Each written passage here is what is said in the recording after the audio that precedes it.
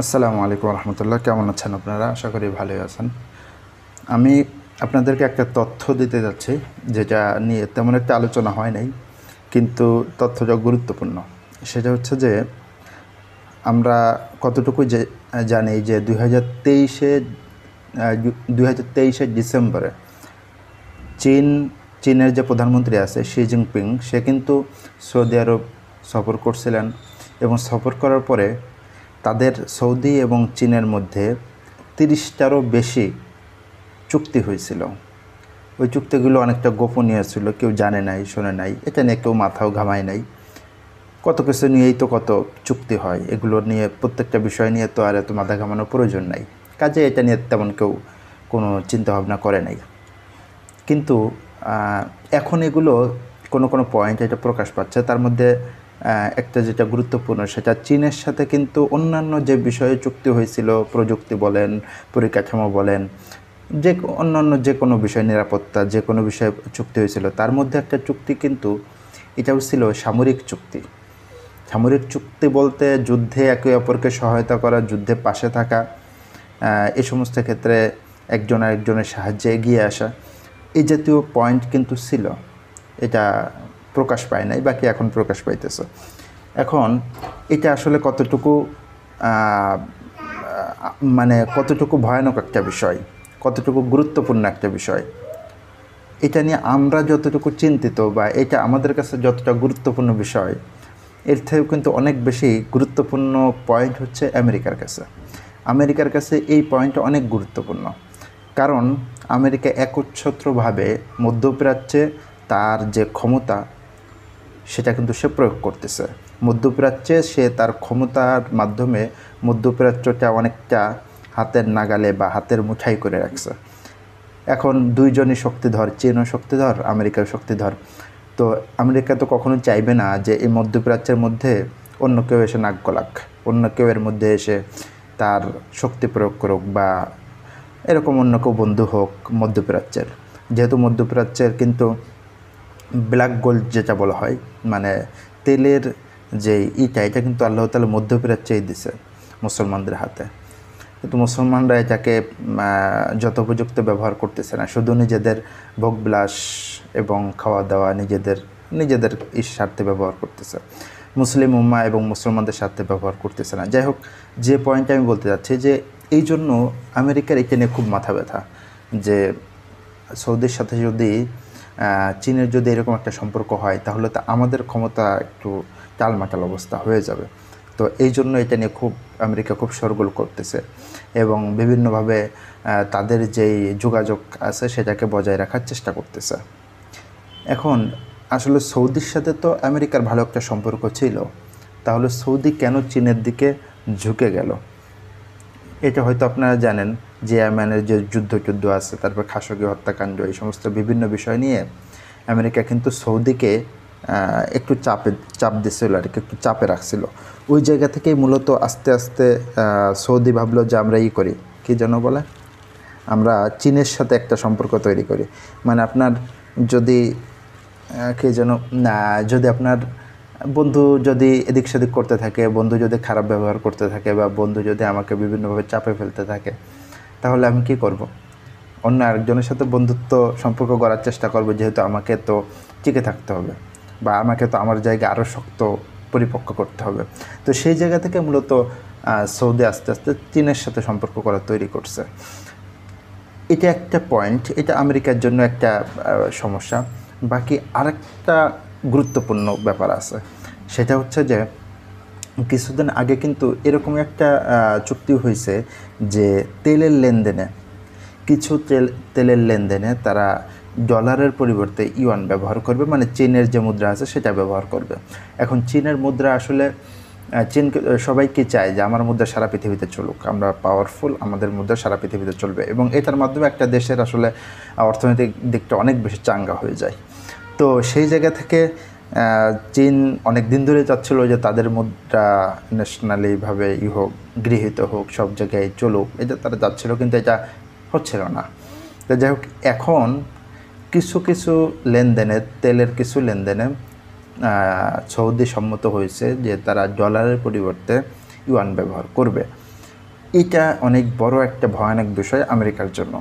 America এই এই জন্য খুব বেশি কনসার্ন, মানে খুব বেশি নিজেদেরকে প্রবলেমেটিক ভাবতেছে যে আমরা সমস্যা পড়ে গেছি এরকম কিছু একটা। কারণ আমাদের মধ্যপ্রাচ্যের যে ক্ষমতা আছে সেটা আমাদের হাতছাড়া হয়ে যাওয়ার সম্ভাবনা আছে এবং হাতছাড়া হয়ে যাচ্ছে, এরকম একটা সম্ভাবনা তারা খুঁজে পাচ্ছে। এটা হচ্ছে তাদের আমেরিকা, চীন, সৌদি এদের ব্যাপার।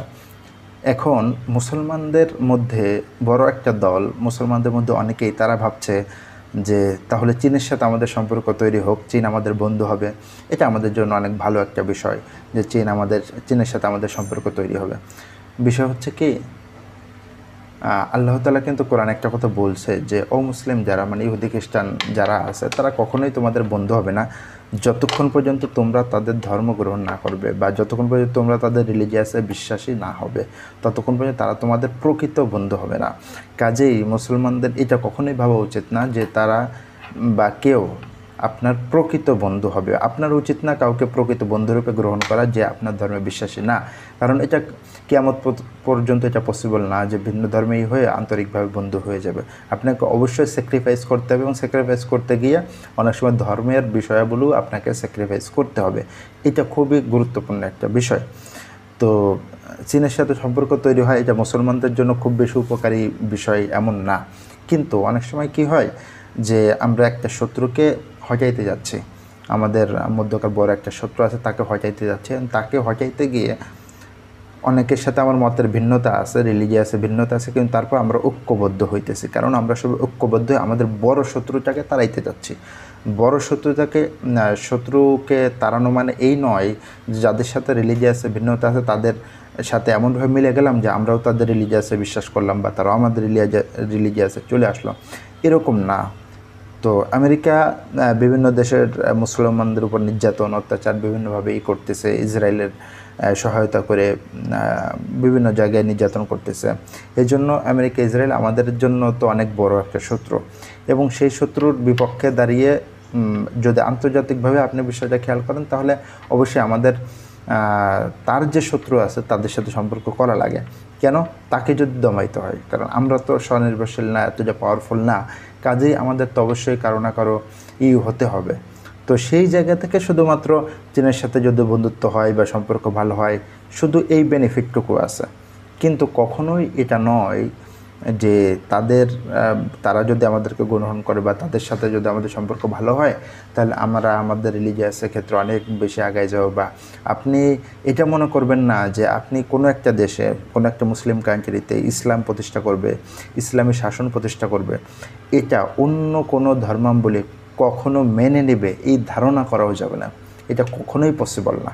আপনি যদি কোনো দেশে ইসলাম প্রতিষ্ঠা করতে চান, ইসলামী শাসন প্রতিষ্ঠা করতে চান, এটা পৃথিবীর কোনো দেশ, কোনো অমুসলিম দেশ, পৃথিবীর যারা আর কি ইসলামের বিরুদ্ধে আছে, অথবা আমরা যাদেরকে শান্তিবাহী দল বা শান্তিপূর্ণ রাজনৈতিক দল, শান্তিপূর্ণ দেশ মনে করি, তারাও এটা মানবে না। মানে ইসলাম প্রতিষ্ঠার কথা বলে কেউ মানবে না। তো এই জন্য এটা কখনোই মনে করার কারণ নাই যে আমরা তাদের গুরুত্বপূর্ণ বন্ধু হয়ে যাচ্ছে। এই ক্ষেত্রে সর্বোত্তম হতো যদি মানে অমুসলিমদের সাথে এরকম ঘনিষ্ঠ বন্ধুত্ব বা এরকম না হয়ে যদি আমরা পারস্পরিক যে সকল মুসলিম কান্ট্রি আছে, ইসলামিক কান্ট্রি বলি আমরা যেগুলো, তো তারা যদি সকলে ঐক্যবদ্ধ হতো বা তারা যদি একজন আরেকজনের সাথে এরকম গুরুত্বপূর্ণ সম্পর্ক গড়ে তুলতো, পারস্পরিক সম্পর্ক গড়ে, এটা আসলে অনেক বেশি বেনিফিটেড হতো, এটা অনেক বেশি ভালো হতো। কিন্তু কেয়ার করা এটা তো আসলে হচ্ছে না। আমরা তো আমাদের বাংলাদেশের অবস্থায় দেখি যে একটি ইসলামিক দল আরেকটি ইসলামিক দলকে কী পরিমাণ হেট করে। মানে অমুসলিমদের সাথে ভালো সম্পর্ক করবে, যারা মুসলমানদের উপরে, যারা মানুষের উপর নির্যাতন নিপীড়ন সহ বাংলাদেশের মানুষের উপর মানে স্বৈর শাসকের যে কাণ্ড কারখানা, ধর্ষণ টর্ষণ হাবি যাবে যা সব কিছু করে, তাদের সাথে সম্পর্ক ভালো করতেছে কেন? আরেকটা ইসলামিক দলের বিরোধিতা করার জন্য। আরেকটা ইসলামিক দল, তাদের সাথে আপনার আসলে বিরোধিতার পয়েন্টটা কি? তারা রফায়েদেন করে, আপনি করেন না। তারা মিলাদ পড়ে, আপনি পড়েন না। বা তারা এরকম মানে ছোটোখাটো কোনো একটা বিষয়, যে বিষয়ে তাদের সাথে আপনার মতানৈক্য আছে, তাদেরকে দমানোর জন্য আপনি ভয়ানক খারাপ শত্রু, যে ইসলামকে ধ্বংস চায়, ইসলামের পক্ষ কখনোই ছিল না, যে ইসলামকে মিটিয়ে দিতে চায়, ইসলাম, তার সাথে আপনি সম্পর্ক করতেছেন কেন? কারণ আপনি অন্য আরেকটা ইসলামিক দলকে দাবানোর জন্য, ইসলামিক দলকে নিচে নামানোর জন্য। এটা হচ্ছে বাংলাদেশের ইসলামিক দলগুলোর অবস্থা। আমরা সকলেই আসলে বলি যে ঐক্যবদ্ধ হতে হবে, কিন্তু আসলে কেউ ঐক্যবদ্ধ হতে চায় না। বাইতুল মুকাররমে মনে করেন যে 2-3টা দল একসাথে আন্দোলন করতেছে, মানে ধরেন বাইতুল মুকাররমে একটা গেটে 3টা দল একসাথে আন্দোলন করতেছে, 3টা দলের ব্যানার ভিন্ন, 3টা দলের আলোচক ভিন্ন, তারা সবাই বলতেছে বিশ্বের মুসলিম এক হও, এক হও। মানে তারা নিজেরা কখনো এক হইতেছে না, এক হওয়ার কোনো নাম গন্ধও নাই, কিন্তু তারা সবাইকে ঐক্যবদ্ধ হতে বলতেছে। তো এটা হচ্ছে বাস্তবতা। আমরা আসলে সবাই সবসময় বলি যে ঐক্যবদ্ধ, কেউ ঐক্যবদ্ধ হতে চায় না। কেন ঐক্যবদ্ধ হতে চায় না? কারণ হচ্ছে বড় একটা পয়েন্ট আছে, মানে এখানে মূলত দুনিয়াবী স্বার্থটাই সবচেয়ে বেশি গুরুত্বপূর্ণ হয়ে গেছে প্রত্যেকের কাছে। ঐক্যবদ্ধ হওয়ার ক্ষেত্রে সবচেয়ে মূল বাধাটা কী হয়? মূল বাধাটা হয় যে কেউ ছাড় দিতে চায় না, যে আমি আমার এই বিষয়টা একটু ছাড় দেই যেন আমরা পারস্পরিক ঐক্যবদ্ধ হতে পারি, মিলেমিশে থাকতে পারি। না, এটা ছাড় দেয় প্রত্যেকের যে বিশ্বাস, প্রত্যেকের যে মাসলার ক্ষেত্রে তার যে অবস্থান, প্রত্যেকের যেই রাস্তা, যেই এটা, সেখানে সে শক্ত করে বসে থাকবে, বসে থেকে সে ঐক্যবদ্ধ হতে চাবে। এটা তো আসলে সম্ভব না।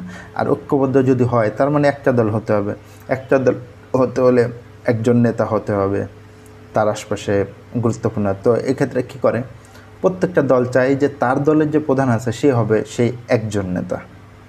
মানে প্রত্যেকটা দলে যদি এরকম চায়, কথার কথা নাম আমি আজকে বলতে যাচ্ছি না, ইসলামিক দল যেগুলো আছে প্রত্যেকটা দল কি চায় যে সবাই ঐক্যবদ্ধ হবে, হওয়ার পর ওই ঐক্যবদ্ধ হবে, একটা দল হবে, ওই দলের প্রধানটা কে হবে, ওই দলের প্রধানটা প্রত্যেক দলে চায় যে তার দলের যে প্রধান আছে সে হবে ওই দলের প্রধান।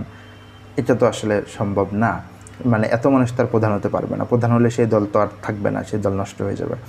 তো এই যে নিজের স্বার্থটাকে ছাড় দেওয়া, নিজের যে দুনিয়াবী যে পদবি, এটাকে যে একটু ছাড় দেওয়া, এই মন মানসিকতা যতদিন পর্যন্ত না আসবে ততক্ষণ পর্যন্ত ঐক্যবদ্ধ হওয়া কোনোভাবেই পসিবল না। তো যাই হোক, বাকি আমরা দোয়া করতে থাকি আল্লাহ তাআলা যেন মুসলমানদের ঐক্যবদ্ধ করেন, এবং জানি না কবে ঐক্যবদ্ধ করবেন, এবং তার মাধ্যমে যেন মুসলমানদের অগ্রগতি আল্লাহ তাআলা দান করেন, এবং সামনে যেন মুসলমানরা ভালো একটা কিছু করতে পারে সারা পৃথিবীর জন্য। এটাই আশা করি। দেখা হবে নেক্সট কোনো ভিডিওতে, অন্য কোনো টপিক, অন্য কোনো বিষয়ে। সে পর্যন্ত ভালো থাকবেন। আসসালামু আলাইকুম।